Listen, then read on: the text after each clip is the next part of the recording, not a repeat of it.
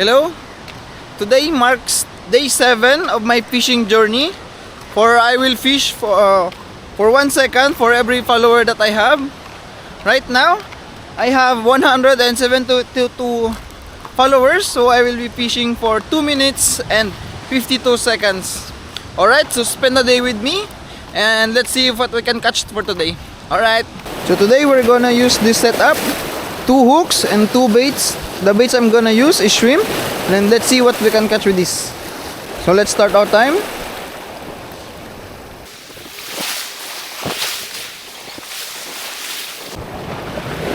Woo!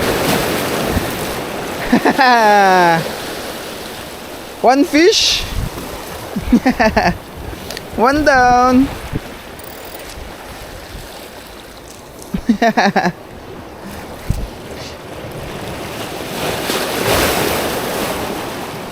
So it only took us 50 seconds to catch 1 fish.